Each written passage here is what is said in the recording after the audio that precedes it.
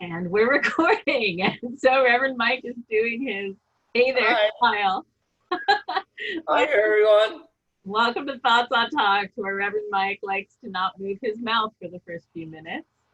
Pay no attention to the dummy on the screen. Thoughts on Talks is where I talk to Reverend Mike about the Sunday talk that he just gave. And yesterday's was April 19th, 2020. You can watch the whole thing on the Centers for Spiritual Living YouTube channel. You look like you're about to say something. You're just posing. Today's 420. Oh, that's right. Which may mean some things to some people. 420 at 420. And may mean nothing to others. Yes, I'll have to have an edible. Supposedly Bob Marley's birthday, but I'm not sure if that's true. Dried mango treat. There you go. Since I can't really have an edible. No, it's probably not a good idea.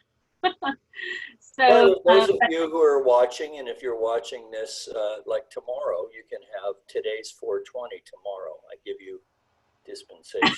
Oh my goodness. Tomorrow I'll be celebrating my dad's 87th birthday. Yeah, Pops, good job. Sort of near him, like with him, but maybe within 6 feet of him. Which just goes to show that raising guppies is the key to longevity. Yes. Everybody raise a guppy. When we're allowed to like see each other in person again, I will be willing to give people tours of my dad's house that he built for his guppies. That should be a flourish. I think maybe it will be. Right? I mean, yes, I'll go over there. I did not know that they raise guppies to take care of for mosquito abatement. Yes. See, which the is thing just one of the many things you can learn on Thoughts on Talks. See, and we're just kind of continuing our conversation from last week. So if you didn't see it, you might want to go back to figure out what we're talking about. This week, though, the 419 talk was entitled, I think it was entitled Unwritten. Correcto.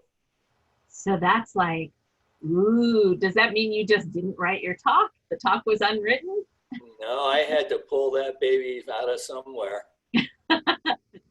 So I took a few screenshots. Did it feel like it? Ask me that again. What'd you say? Did it feel like I just pulled it out of the sky somewhere? No, but as I said, it was entitled Unwritten. I realized it could sound like you didn't bother to write it. Yeah, so, just as long as it doesn't sound like it. But no, it didn't. That's never the case. All right, here I'm going to share my screen and show you some pictures I took of the screen because I watch it simultaneously on my big screen. Oh, look at that. See, I don't get to see this. This is my phone when I'm watching it on my phone so that I can chat while watching it on my TV. So I'm like so multitasking. So it's a little grayed out there because I think it must have been paused at the moment. But principle is not bound by precedent. And you could see in the comments at the bottom, Vinu said, that's exactly the message she needed to hear. Great. And I think other people had commented on that later. Of course, the rest of the comments that you see is in response to you being willing to shave your head or saying you might be willing. Vinu said that you might regret your words. Marty thinks it's a very good idea. Well, it's getting long. Yeah, I cut my own hair the other day, so I couldn't wait anymore. It's not my 70s length yet, but you can work on it unless you got another year to go for that. When you've been given enough incentive to shave your head. So Rick Reppy offered $100 if you shave your head. And I thought actually that might make you look more like Bruce Willis. Can you see the Bruce Willis pictures I have on the screen? No, I can't. But yeah, I can see that. You know, Bruce Willis is a manly man. He is. So it might not be too bad to look like him. Remember in Unbreakable when he was bench pressing with his son? Who was it? Unbreakable is one of those movies that really haunts me. I'm going to share my Bruce Willis pictures on the screen. I stopped it there for a minute. There we go. Here's some Bruce Willis looks for you to try on. Oh, I know Rick. Yeah? Well, good. Yeah, Rick. So Rick is from, so yeah, he would put up $100. Rick is from Redondo Beach. Oh, okay. And I know him from Lake Arrowhead. He's married to Shauna. Nice. Okay. So, so then I thought you might look like Bruce Willis, which, you know. Well, you know, that's not the end of the world. Just as long as they don't look like Egghead. Those Egghead pictures were pretty funny. Yeah. But, you know, Egghead was Vincent Price, right? So he Right. had his own vibe going, whether he had hair or not. Yes. Vincent Price. But the pictures that they had up of him were pretty trippy. There was some, like he had some where he's holding like Easter eggs. And looking Vincent Pricey. Well, it was such a campy show, and I remember being in love with that show when I was a kid because Was that the Batman, the original Batman series. I was in the 4th grade when that came out. with Adam West? Yeah, and I just remember because our teacher used it as for an art, and we didn't get to do art much when I was a kid because I went to Catholic school in elementary, and they just, maybe that was all schools, you know, because most teachers don't know how to teach art anyway. But we got to do, we could do a drawing on our favorite show. Oh. So I remember we did this whole thing. My buddy Joe Balsink and I, the Pepsi Generation, their tagline at the time was "Come Alive." Ooh. And it was in the fall, so we had done this. We each did pictures where, you know, drawn by 4th graders, where people are coming out of the graves with a can of Pepsi in their hand. Come alive and you think of zombies. Yeah. That's great. So, hey, never underestimate the value of a Catholic education. I thought of part of the soundtrack of the Greatest Showman with Hugh Jackman. There's a song called Come Alive on that soundtrack. Of course, you know, that was recent, and you're talking about when you were in 4th grade. So different eras. Yeah, that's probably not something I would watch anyway. The Greatest Showman? Yeah. Or Hugh Jackman. If he's not playing Wolverine, if he's in one of those dance number things. It's just, playing, I can't go from Wolverine to, you know. He was being like P.T. Barnum, I think, or somebody like. He was really good in it. Circusy. Yeah, I liked it. The one that he did with Christian Bale, was it? The Magician? Oh, yeah. That was dramatic. That was an excellent film. So you're just not a musical dude?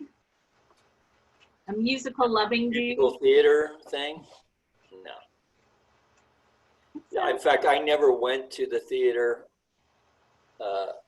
until, well, I saw the Joffrey Ballet.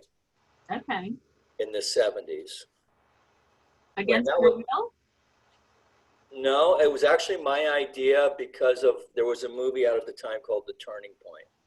Oh. And so, and it was quite a feat to get there because I lived in Port Townsend, which meant I had to take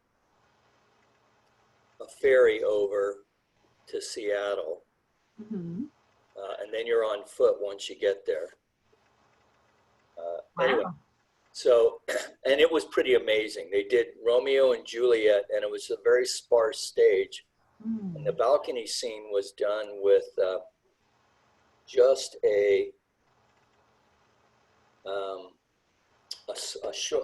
small ramp that was like maybe 2 feet high. Okay. And they did this whole dance thing around it, and I realized about halfway through it, I was holding my breath. And the thing that I mean, I was a full-blown carpenter. I mean, you know, in those days.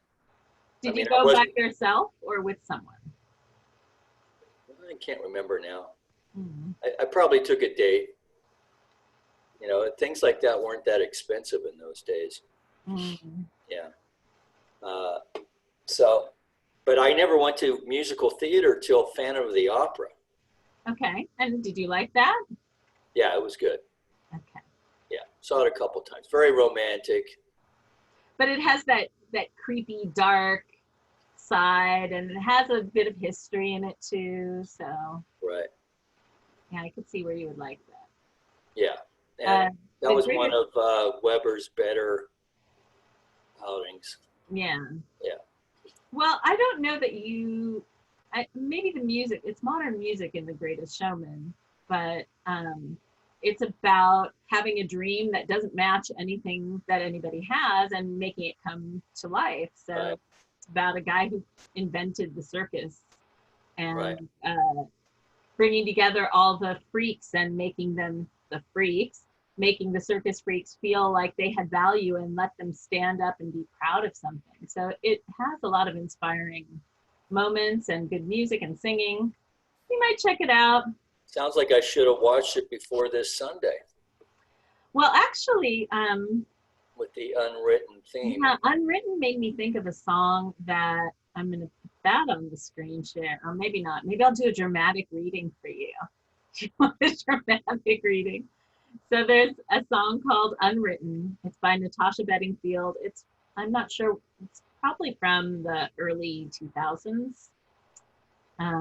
But she said, I am unwritten, I'm undefined, I'm just beginning, the pen's in my hand, which refers to the slide with your cosmic pen, ending unplanned.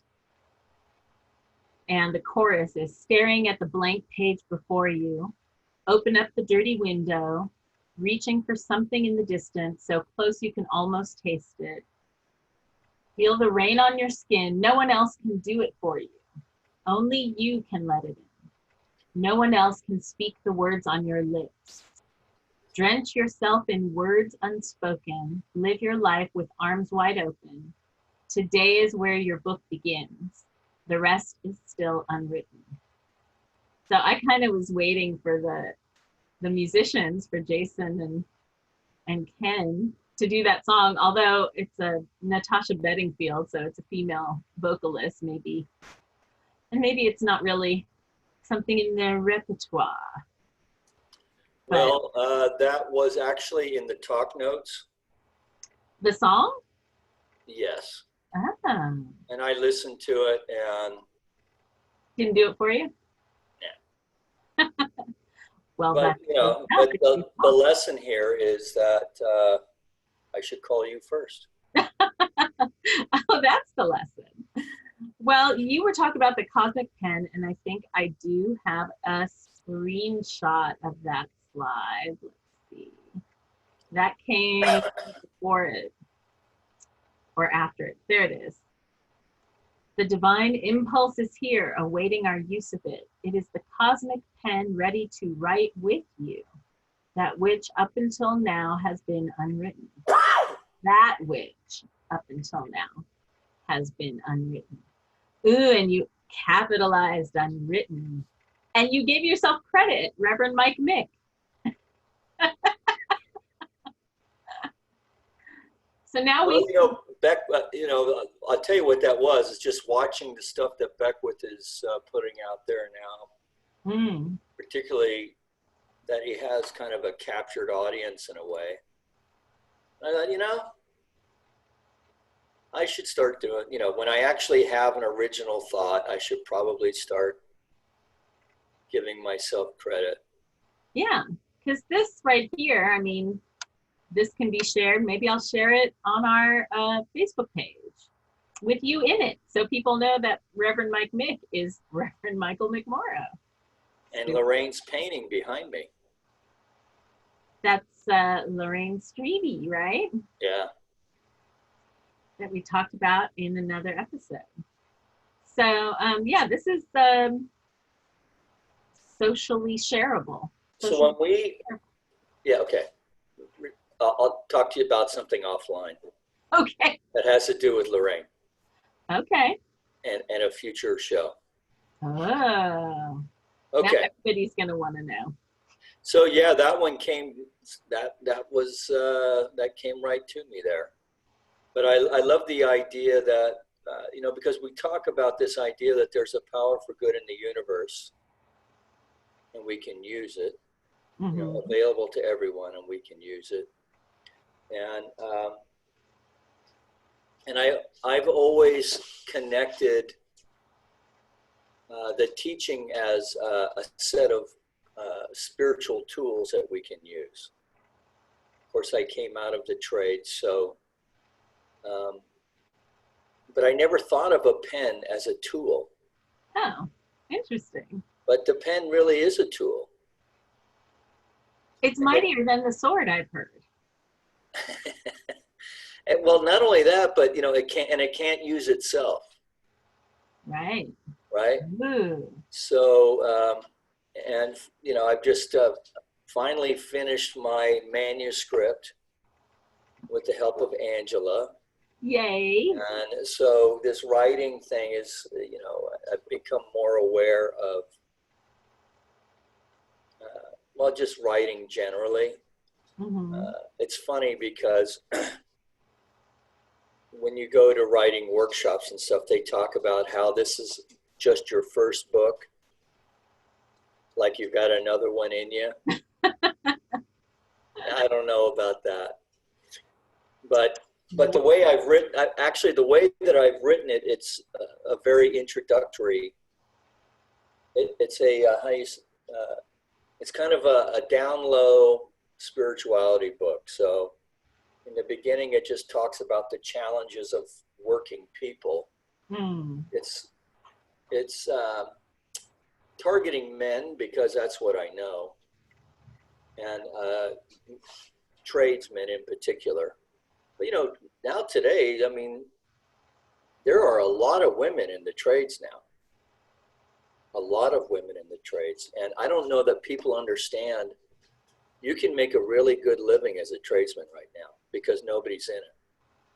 Yeah, it seems like one of those lost arts. I don't know. I do not know what happened.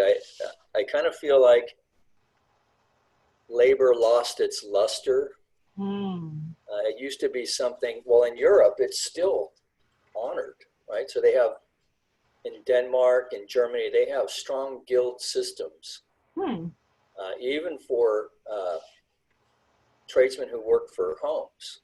It's very structured. But here we don't have that. It's just kind of in fact, because I think it's because of piecework. There's not really old guys on the job anymore to teach younger guys the trade. Oh, so that apprenticeship situation. It's really not there anymore, because as soon as a guy gets to be a journeyman, they usually go off on their own because who wants to listen to somebody giving you a rule? Is journeyman the next step after apprentice? Yes. Okay. Yeah. So in a more formal way, like if you're in the carpenters union or any of the unions, trade unions, it's usually a 4-year process with a formal school that you attend once a week. And so, yeah. I did not know any of that, but maybe it's the stress on or the emphasis our society has put on the internet, which is serving us very well during this COVID time. But the .com thing blew up at one point and everything was going online, and the meek inherited the earth. Yeah. The geek certainly inherited the earth. So it could be that shift from, working with your hands to working in technology. But it's important. We need people who know how to build stuff and fix things. There were a lot of TV shows too where female home improvement people, like you started seeing women with tool belts and tools and doing the work. So that may have influenced the number of women in the trades, that they saw it, that it was possible and thought, why not? Well, I think that's part of it. I think also men had to get their head around, particularly employers, had to get their head around the fact that women were coming in the trades and it's time to get over it. Yeah. And so that, you know, physically, of course, there are differences. There's no getting around that. Mm-hmm. But with power tools, like our friend Erin Riley from your Hope Garden Landscaping, and who works at the Topanga Nursery, she builds those wooden planters for, you know, raised bed with the nail gun. So she probably does some stuff that's, you know, she needs some strength to do, but it makes it look like, oh, I don't have a lot of upper body strength, but I can wield a nail gun. I just think that, you know, again, these old paradigms just have to be torn down. Yeah. Mentally, there's no reason why women can't do the work. And like I say, there's a lot of women in management now as project managers. Mm-hmm. But you know, you're still dealing with mindset. Yes. Yeah. And old ideas. Well, and this is why this teaching is so really, and it's really the reason why I wrote this book, because no one else was writing about new thought targeting working people. And boy, and so, you know, part of me hopes that someone who really knows how to write well will write a better book, or maybe a bunch of them. No, yours will be the new standard. Well, anyway, it's. I mean, with Angela Carole Brown's help, how could you go wrong? Well, that's true, and you know, I mean, it is a real book. You know, it's a short book. It's 80 pages, but you know, I was writing it with working men in mind. Yeah. And so I think a guy could probably read it in an hour and a half, you know, and even between taking breaks to have a beer, you know. So, but go out and fix something or build something or do something productive, you know. It's got exercises in it, so I'm hoping it will help funnel men at least into our center. Mm-hmm. Or onto our online services and classes. Yeah, I mean, this is the time, and I think particularly, I mean, we're seeing the value now. Mm-hmm. You know, it's not just me pointing this out, but it's so obvious now that we have this whole layer of workers in the Western world, you know, in the developed nations, that are, you know, they're not the underbelly of the financial system. They are the foundation of it. Because without them, the whole thing falls apart. Yeah. I mean, imagine if we didn't have food, like they couldn't deliver and all that stuff. Yeah. There'd be no peaceful at home, right? No. I mean, it would be. Yeah. And so it's, I think it's, you know, the healthcare workers really are on the front lines. There's no doubt about that. But all these people who are doing the deliveries, picking the food. Yeah. Right? The farm workers. Mm-hmm. Right? You know, I don't even know that you could get Anglo-Americans out there to pick food. You couldn't get me out there. That work is hard, man. Yeah. You know, I mean, if they had like 1,000 of us and asked us to work half-hour shifts, maybe we could handle it. Yeah, it would take all of us. I keep thinking of like frontier days. I know, like yeah. You know, how would we manage if we had to, like the frontiers people, and use whatever we have and work with our neighbors and. Or even the 1890s, right? Mhm. So I remember being a kid in Illinois visiting. You weren't a kid in the 1890s. No, but Grandma Gibbons lived on this farm outside of Decatur in Illinois. Mm. And in her kitchen, she had the old hand pump for Oh, water. I mean, it was like right out of the Real McCoys, which was a TV show at the time. Uh-huh. I mean, it was very quaint. I mean, looking back on it now, it was probably a case of, you know, rural poverty, I imagine. Mm. But, you know, when you're a kid, it's just a tremendous adventure. It sounds like it might have been more posh than having a pump outside of your house. Like having it inside of your house is certainly an improvement, Right. Or a shared.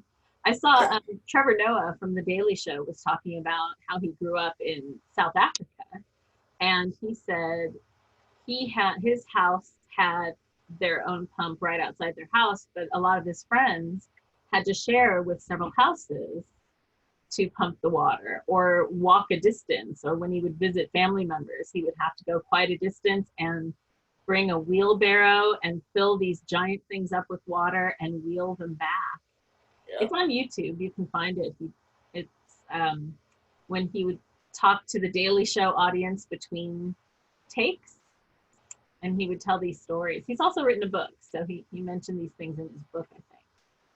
But it is and I think all of these things, just taking it back to working people, mm-hmm. and, you know, where are they and why the trades are hungry for workers right now. Mm-hmm. You know, we were much more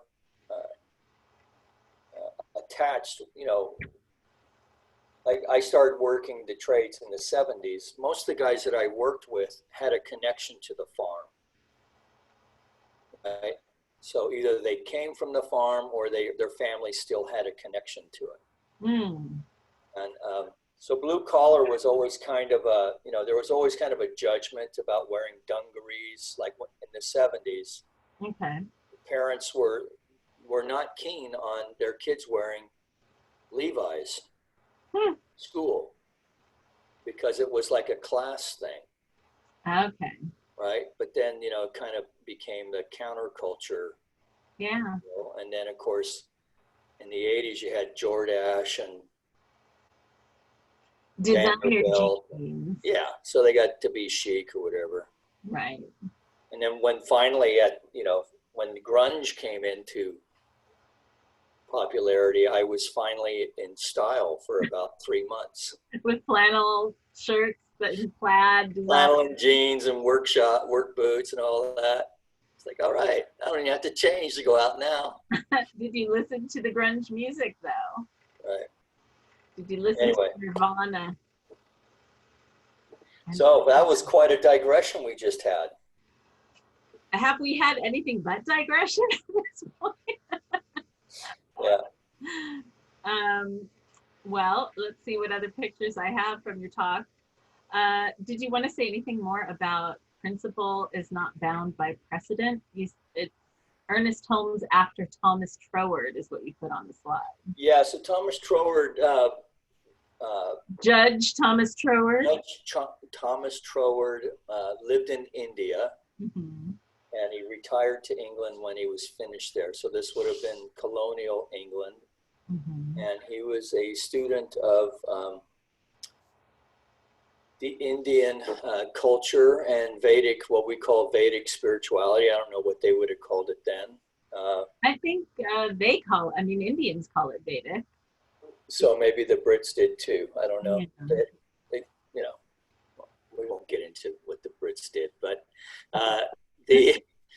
so anyway, this was something that appealed to him, and he had some expertise in, and so that influenced. And he was a thinker, obviously, because he was a judge. Mm-hmm. And so he he wrote a couple of different books that were very influential on Ernest Holmes. Mm. And so this is where the idea of this principle is not bound by precedent. That so I suppose you would think of it as maybe Brahman in the Vedic tradition, or this ocean of consciousness, of which Troward called universal mind, and he talked about our individualized use of it. Mm. So the creative process and the individual is one of his books, and then there's another one called the Edinburgh Lectures. Mm-hmm. They were a series of lectures that he gave in England. And then, Well, then why are they called Edinburgh? That's in Scotland. Well, maybe they were. Maybe. I smiled because I just went to Edinburgh in January. Yes. He said Edinburgh Lectures. I was like, oh, in my mind, I traveled there for a second. Well, I would, as you bring that up, is Scotland part of the UK anymore or not? Because I actually saw a map where Scotland they had Northern Ireland and they had England, but Scotland was a different color. And I thought, wow, did they finally make the break? I think it's Maybe it was part of the Scotsman. kingdom, but it's I don't know. It's still a separate country. In fact, I think it was a COVID reporting thing. Really? So maybe Scots are too stubborn to get COVID. I see. So, but at any rate, he was really just a very strong thinker. Mm-hmm. And when you study Thomas Troward, you realize how much Ernest Holmes he just flat out lifted, even though he, attributed in real time, I guess, when he was speaking. Even for Holmes, a lot of the things that we have from him are lectures that people took notes of. Right. So, and of course, in the old days, if most executives, of course, didn't know how to type the way they do now with the computer. Right. So you had a stenographer who you dictated to. Mm-hmm. So anyway, so this is where it comes from. But Holmes used to speak to this idea of God as principle rather than as deity. Mm. Right, and this is the way that, as I understand, in my basic understanding of Vedic teaching, that this is kind of the way they see it as well. So that there's room for the abstract and for uncertainty within Indian philosophy. Mm-hmm. That I think the West was much more uncomfortable with. Right. So anyway, this is not to say that Troward or Holmes were not Christians. Mm-hmm. Right? So he was able to kind of bring these two cultures together. Yeah. And, within the Western context of,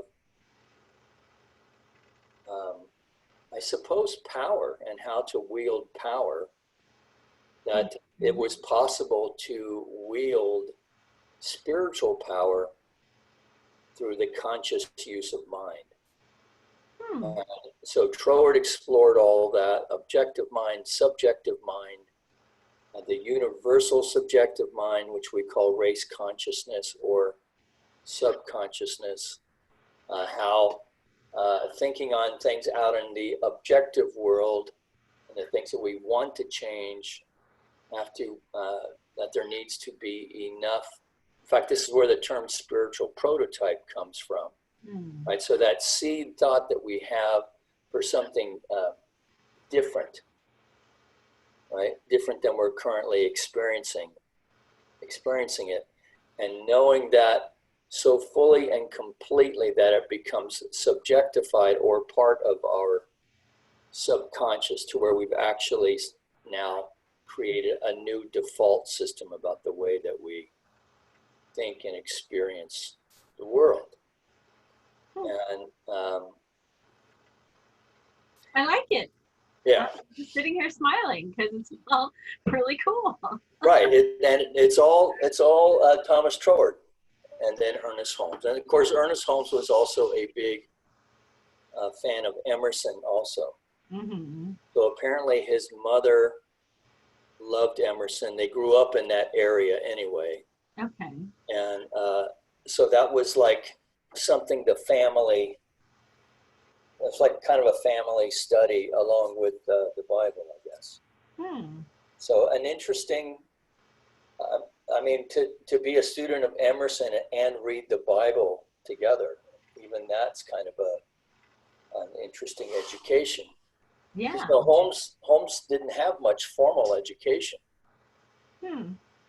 So he was kind of an autodidact, I suppose. Yeah. But the stuff he knew, he really knew.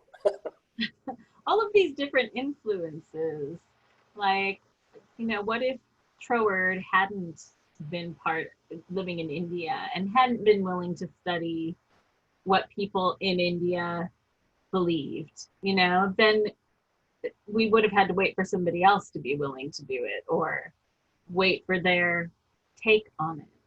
But because I grew up in like two cultures, I kind of grew up with that sort of more universal way of seeing the world, because I had the two different kind of contrasting influences and could blend them and translate them.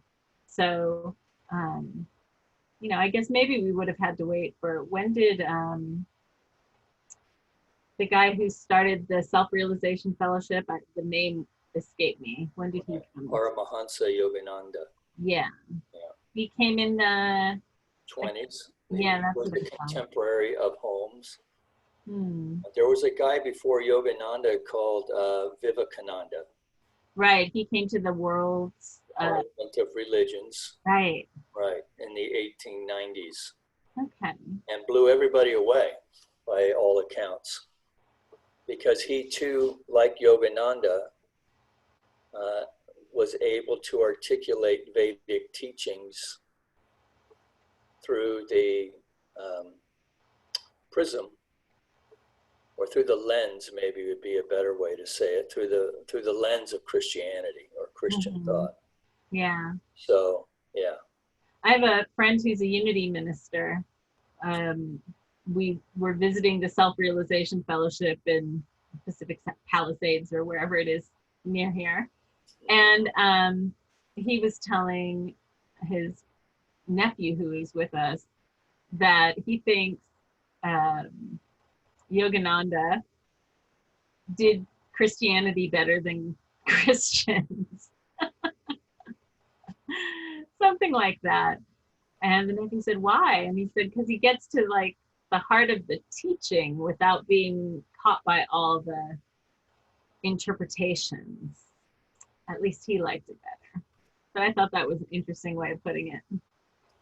Well, right. And of course, Yogananda was not constrained by the trappings of Christianity either. Right, yeah.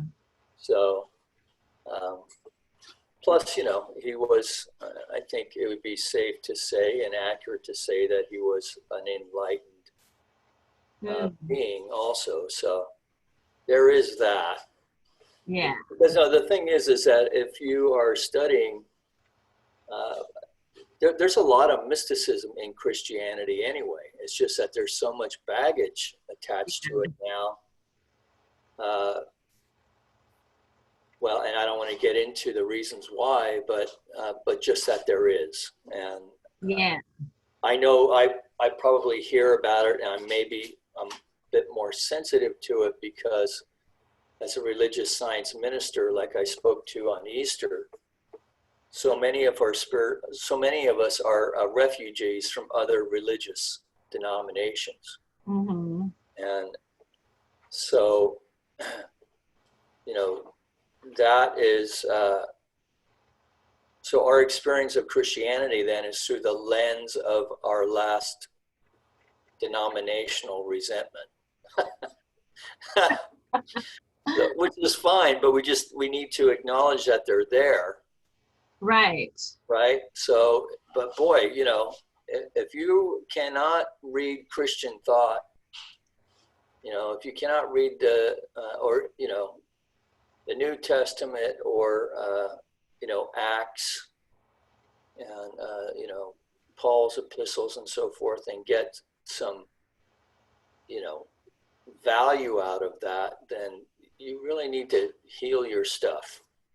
Well, I mean, you might even if you're a Jewish person and, you know, and he's not the Messiah, and you don't, you know, or you're an agnostic who, you know, can't handle all the, you know, magic Jesus talk of the miracles and the resurrection and so forth. magic Jesus talk. I like that. Well, but that's still, there's still a lot of mysticism in Christianity. Yeah. And, but it's almost like you have to read the Bible like poetry, not prose. Because well, yes, and to understand that there's part of that mysticism word is mystery.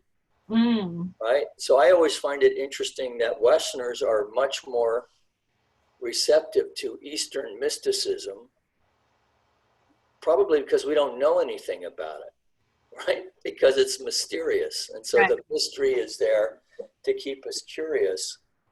And we think we know Christianity. Right. But what we know is the slice that we know. Mm-hmm. So anyway, there's another diversion for you. Well, just so let's look at, you know, you have this slide up here, right? The aspects of God. This is Thomas Troward. Life, love, light, power, peace, beauty, and joy. You know, I mean, these are 7. You could come up with 70 times 7. Right. Right.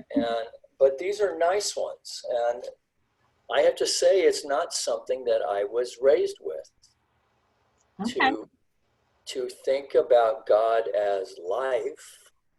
So certainly there's images of light and love, but beauty, joy, right? So there was a popular painting out. I don't know.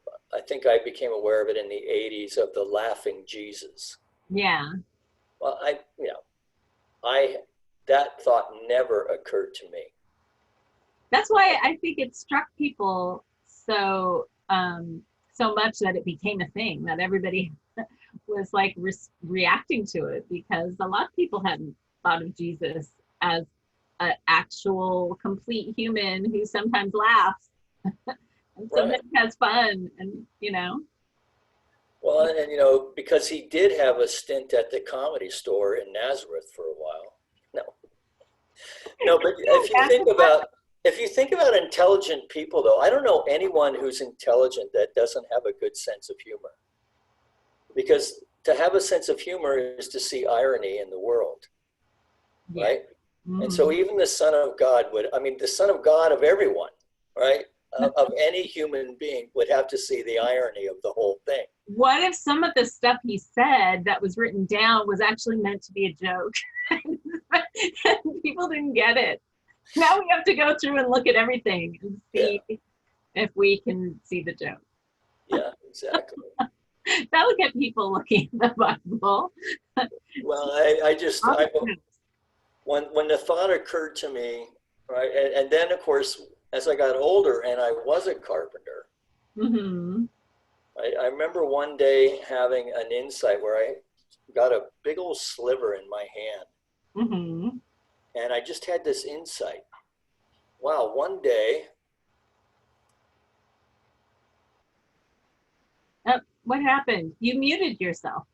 One day Jesus was working away and had a gigantic sliver, just like I have right now. Wow. I wonder if he used the same language I did when this just happened.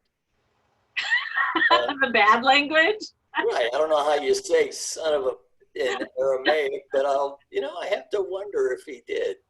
My grandma used to say son of a bucket washer. Oh, there he is. Lots of laughing Jesuses. Yeah. Yeah, the original are the first ones that are shown, and then the rest are kind of What was that movie that I think George Carlin played the Pope or something, where they had a statue of Jesus? Right. I think that was Dogma. Oh, that's right. Kevin Smith. Yeah. Anyway. I have a friend that I started ministerial school with through Unity, and we're still Facebook friends. And she posted a picture of what she called Surfer Jesus, and she was like, "Hey there, Surfer Jesus." Nice. Is he giving it one of these? No, he just looked like, a dude, like one of these guys. Right. Just like sun-bleached hair.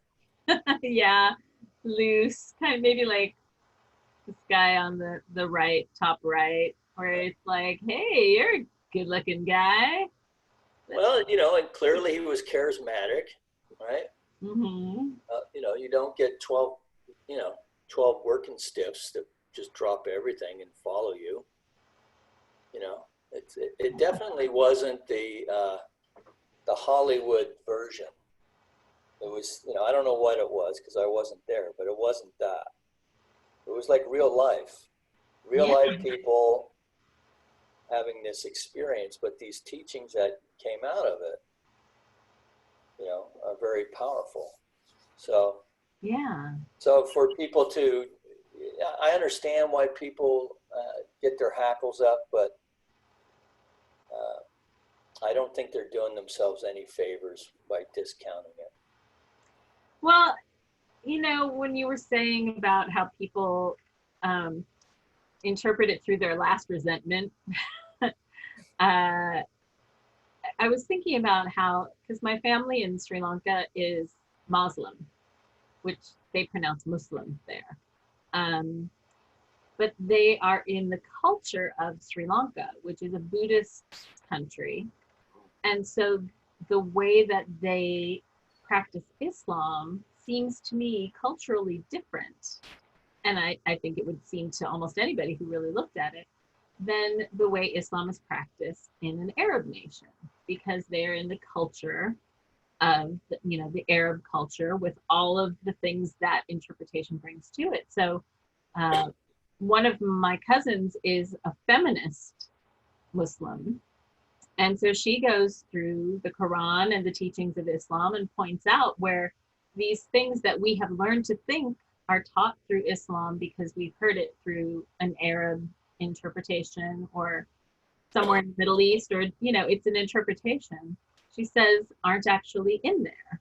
And so that's just like with our Western mindset and the culture that we grew up in, wherever that is in the United States or anywhere else that's part of the Western world, that cultural interpretation is the lens through which we see it. So it's taking that step back and looking at it from a higher perspective, from our higher self, and reinterpreting it for ourselves. So that's what we're doing. Like Nikki's class, Almost Reverend Nikki, is teaching a Bible class, and it's how to look at it from, and this is how I've studied the Bible too through Unity, is you look at the historical context of the time that it was written and what was going on there, and what was trying to be communicated from that perspective, and then look at the metaphysical, which is how do we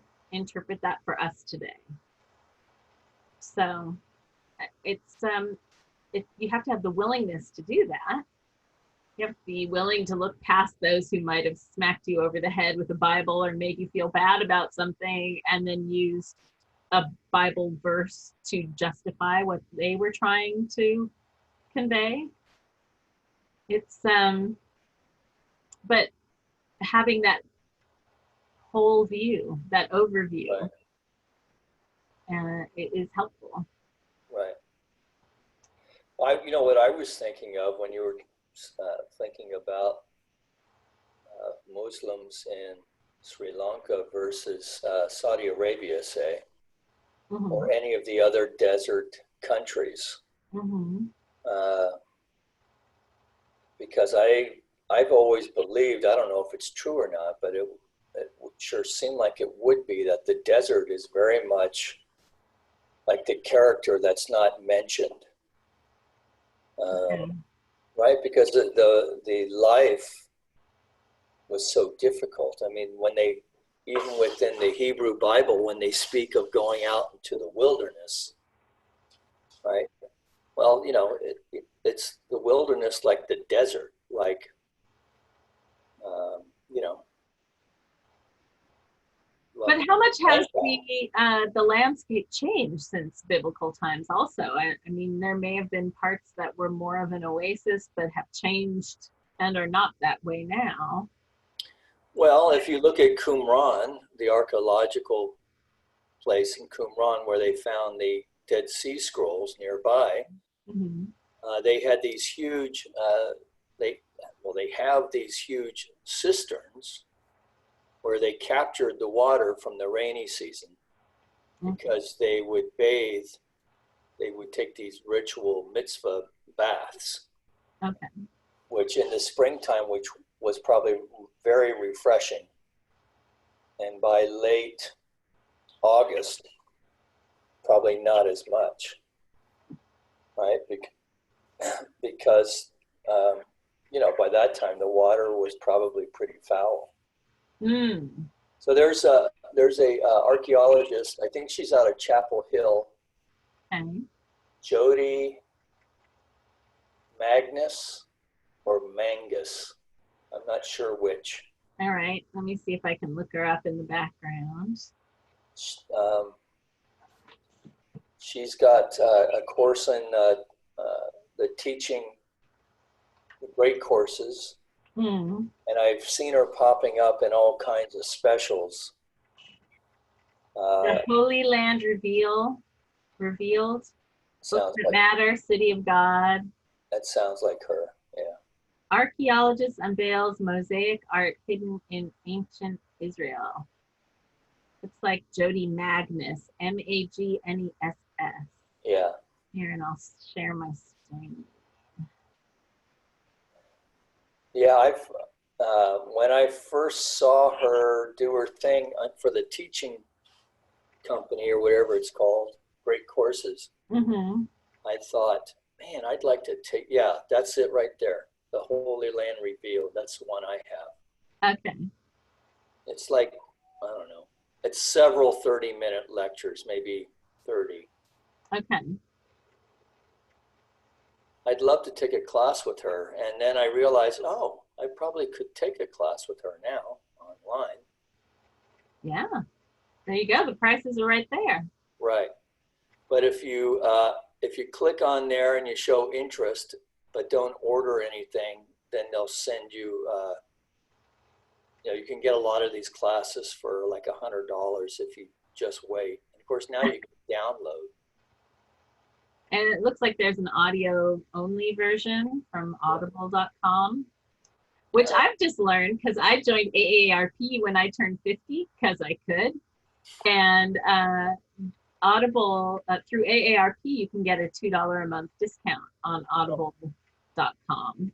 So it's down to like $12.95 a month. Unfortunately, I was already on audible.com and they wouldn't give me the discount just because I turned 50 and joined AARP. Wow. But there's other discounts available. That's why I joined it. No birthday present from AARP. Yeah, see there it says 36 lectures. Right. Anyway, it's super, I find it really interesting.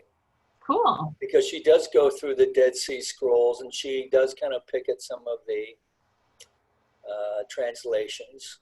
I mean, these people, you know, I don't know where the hell they had all this time to go to get all this education or how the hell they paid for it. But, yeah. You know, like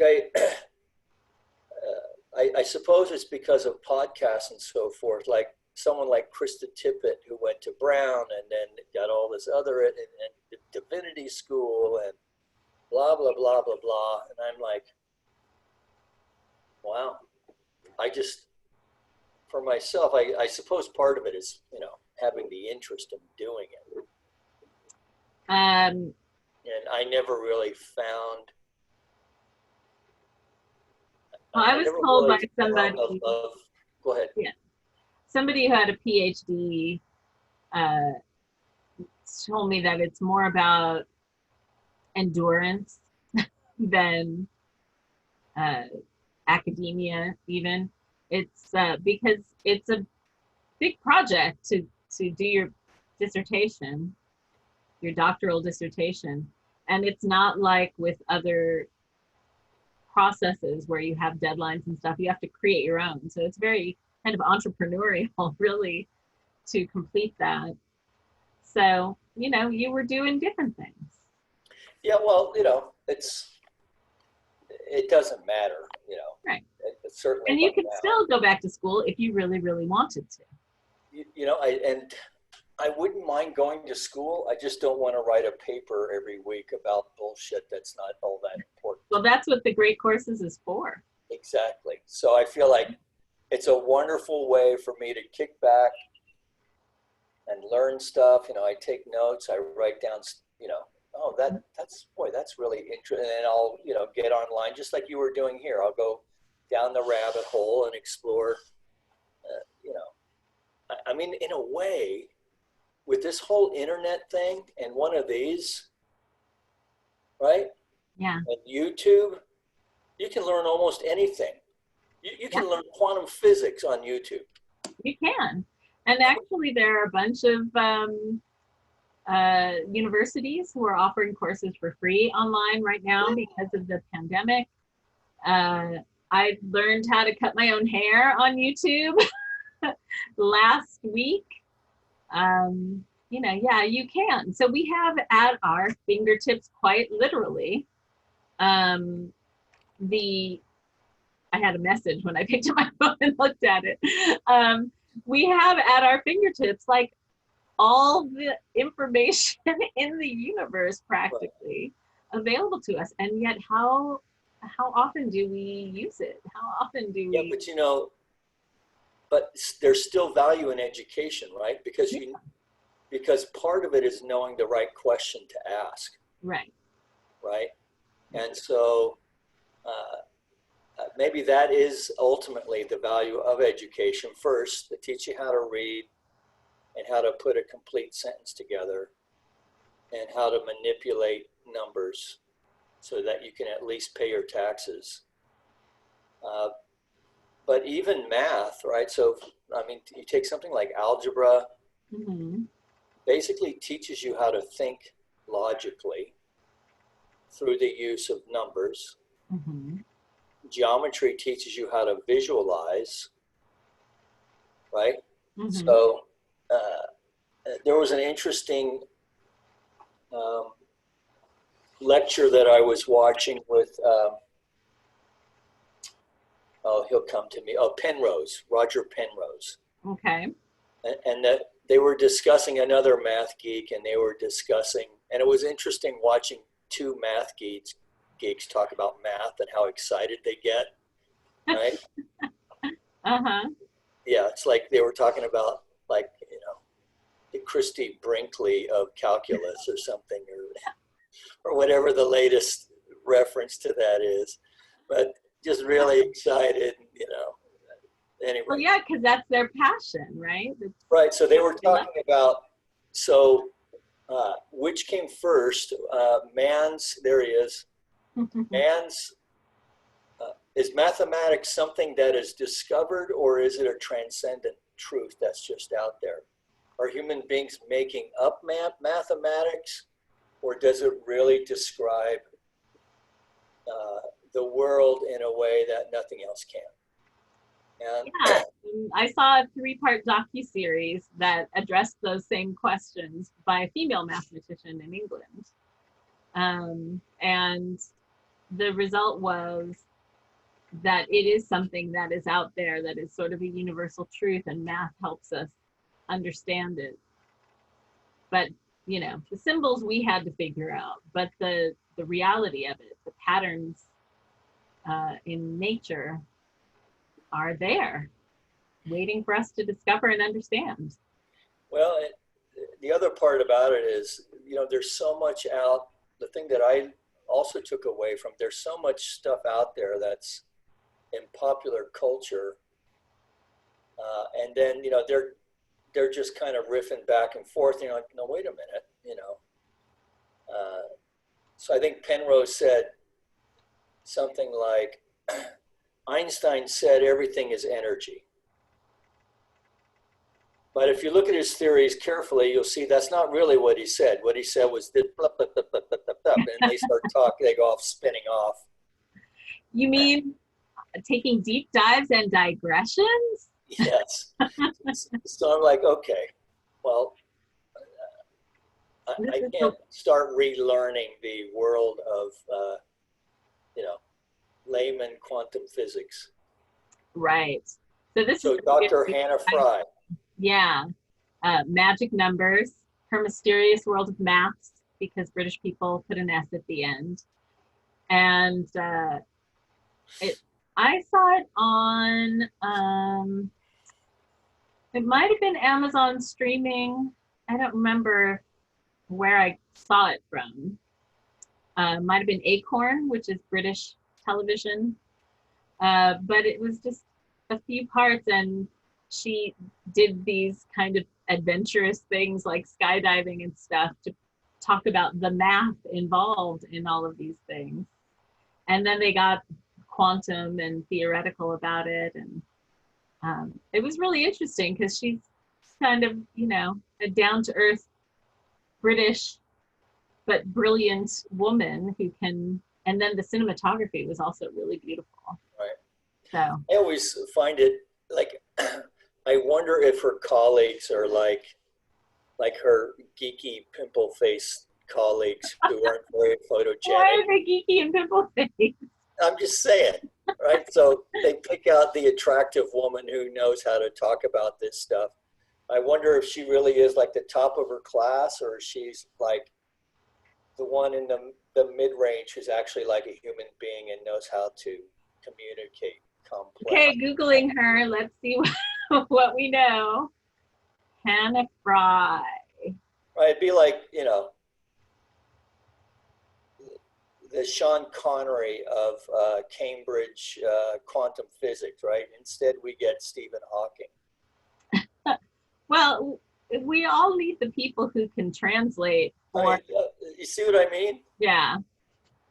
So she's mathematician, but also author, lecturer, radio and television presenter, podcaster, and public speaker.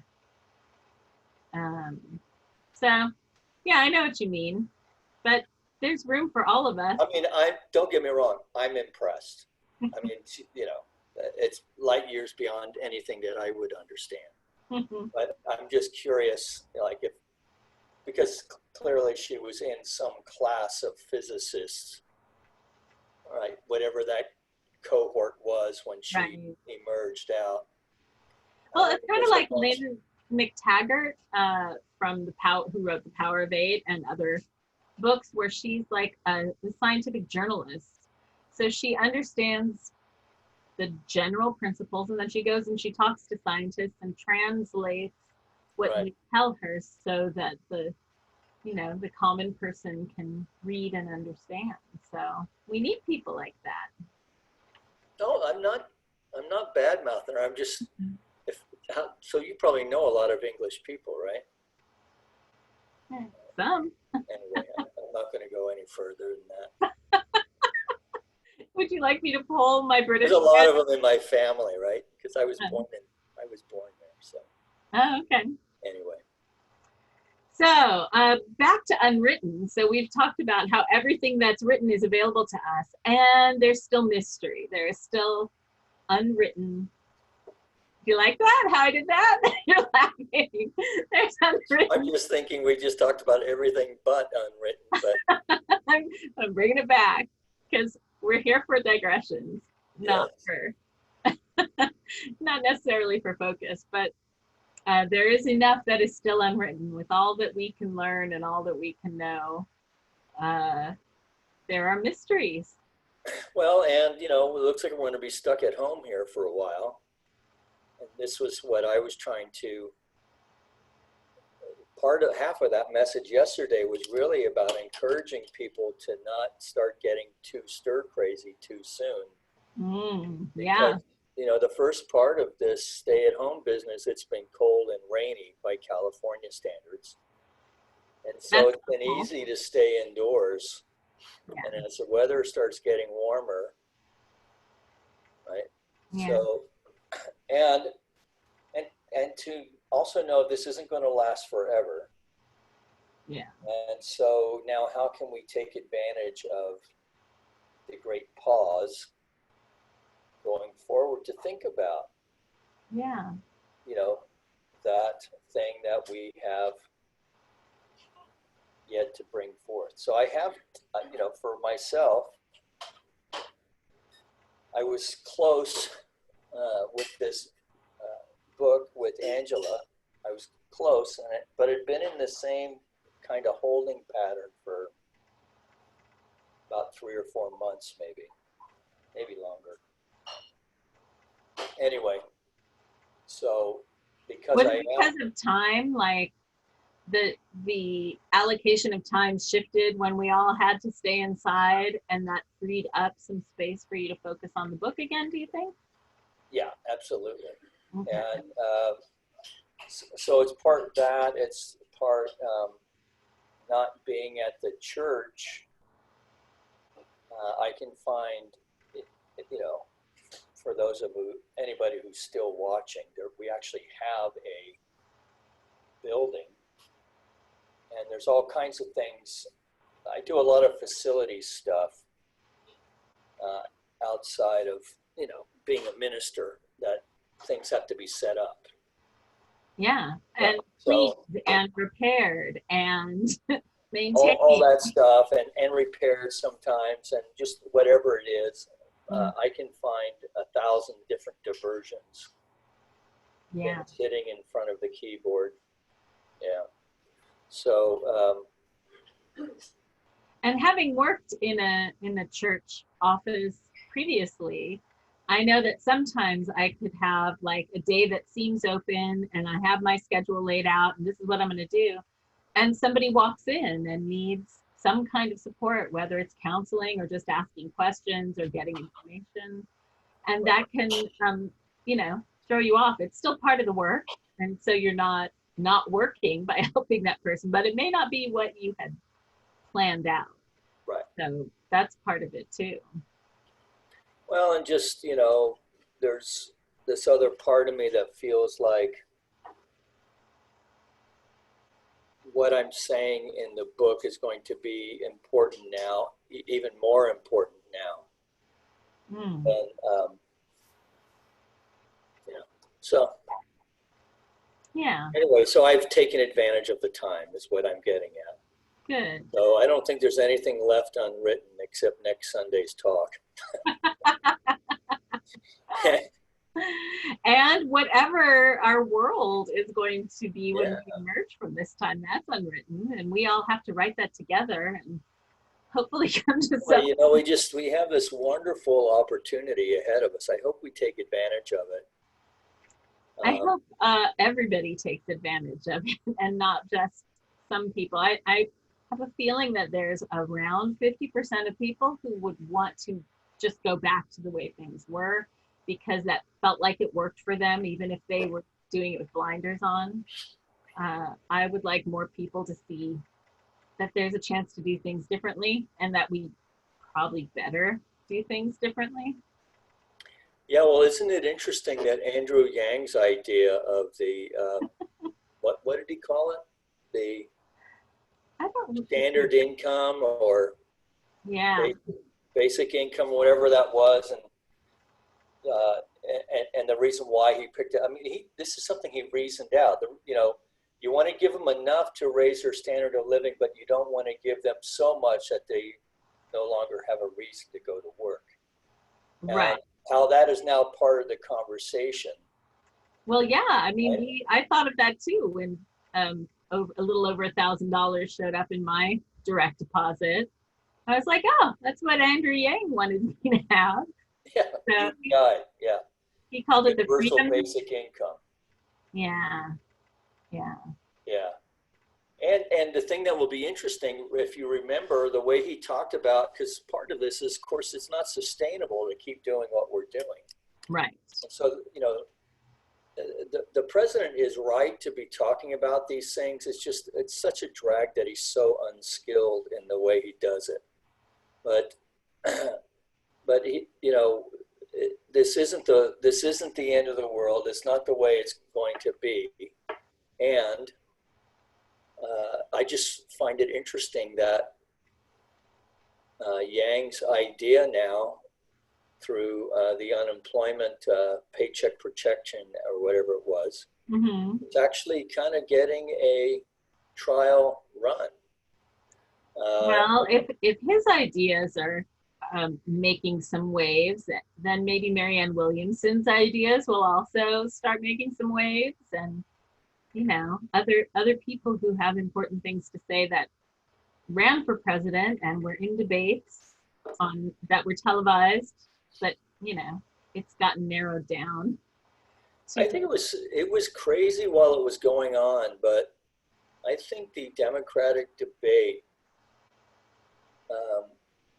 when history looks back on it, the primary, is really going to be the great airing out of a lot of just some seemingly crazy and some seemingly really basic ideas. That all of it was kind of put out there. And at the time that it was put out, it was, you know, pre-pandemic. So pre-pandemic. So I mean, you look at, so there's an article in the Washington Post today, the 7 components for an effective pandemic response. And one of them being, because they were pointing, they said, so first let us dispel that an authoritarian approach is better than anyone else. So that's off the table because number one, we don't have enough information. Number two, no one wants to live that way. But if we look at Germany, who had low infections and success on the low deaths as well, they had a strong healthcare system in place, and they had a strong response in place that was national. So in both Italy and Spain and in Britain, it was all regional, as it was in the United States as well. It was all regional. So anyway, they're already starting to figure this stuff out. So it's just going to be very interesting going forward. Yeah. To see how it all plays out, because we really are now. Talk about, the arc, bending the curve. We are now at this arc in really human civilization, really. Yeah. And human consciousness, which is always, I think it was Barbara Marx Hubbard spoke to this idea that, the human being is always moving towards evolution in consciousness. And it is the distinction between ourselves and any of the other successful life forms that have been on our planet. Yeah. And, it's been at a tremendous cost, humans. And the success that we've had as a species has come at a tremendous cost for the rest of the planet. So do you know this book, Sapiens? You've mentioned it before. Yeah, it's good. Nikki turned me on to it.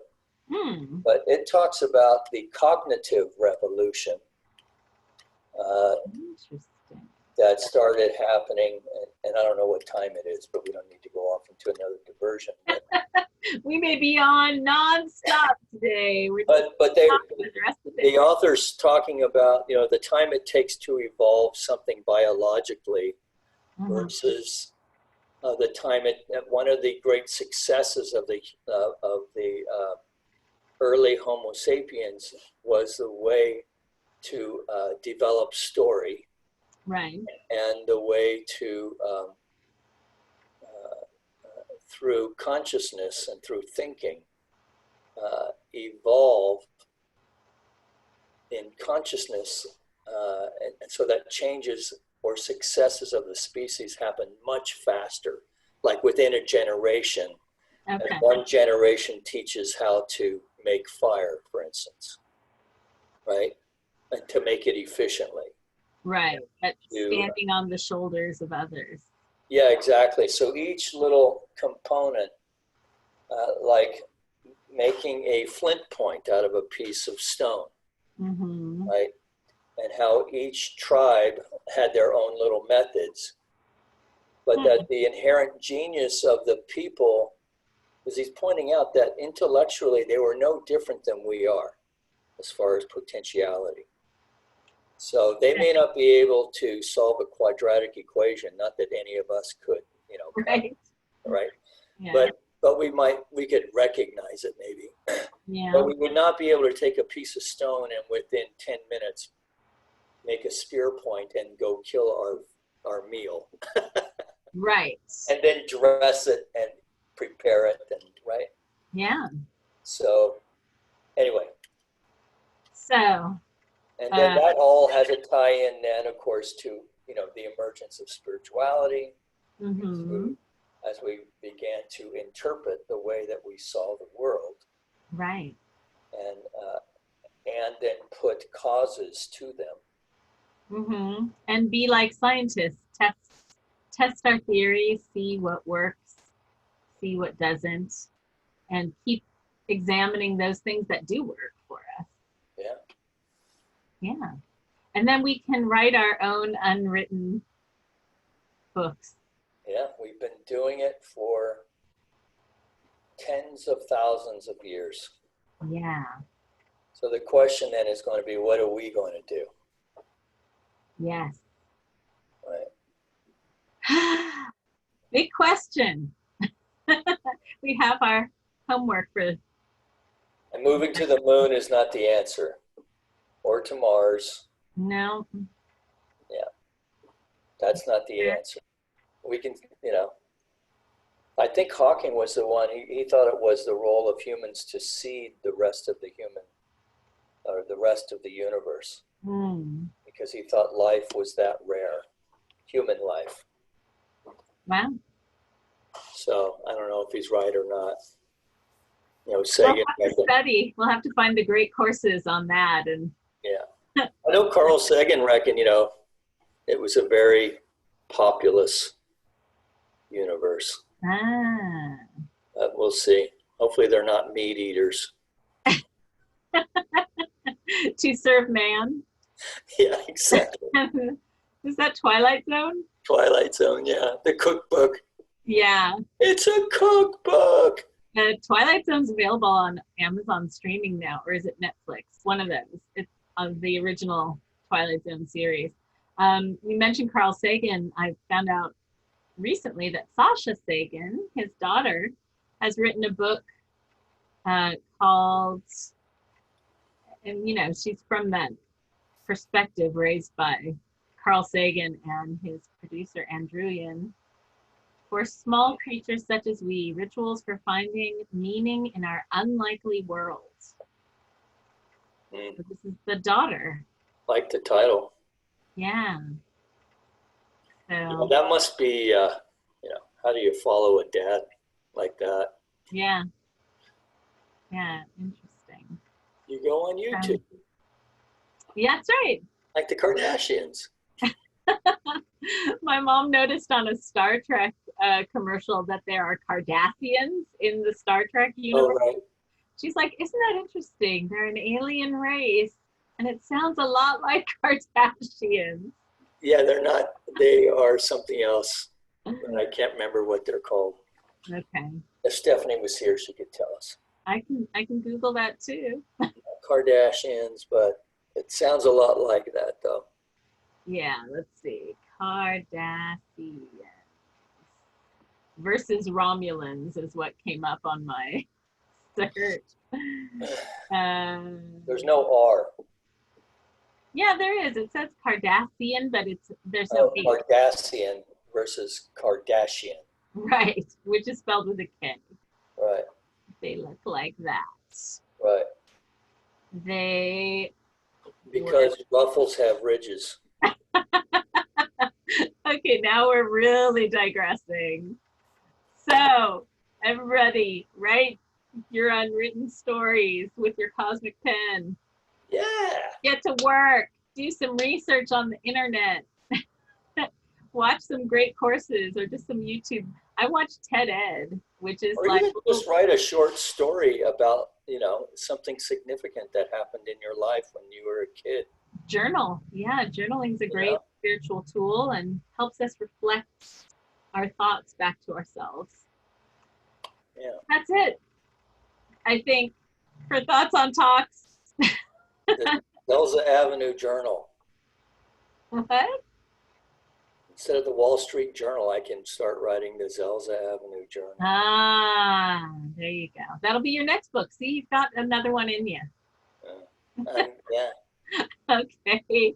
Thanks for watching. Be sure to watch our previous episodes on the Center for Spiritual Living YouTube channel. We have a playlist for Thoughts on Talks. We have one for Flourish, which is about nature and spirituality. And we have all of our Sunday talks as well. And if you have any questions, send them to Malayna. I'll CC the Rev. You'll probably get a straight answer from there. Or we might go into Star Trek and go down some kind of spiraling poetic thing. So that would thanks actually be kind of fun. We should read our fan mail for one of our episodes. You assume we don't have any. Okay. We'll make some up. It's time to end. They are unwritten. Our fan mail is unwritten. Okay. Yeah, exactly. I'll send you one and you can send me one. Okay. Sounds good. All right. Bye. All right. Stop recording. I'll wait. Email when the cloud is ready. Yes.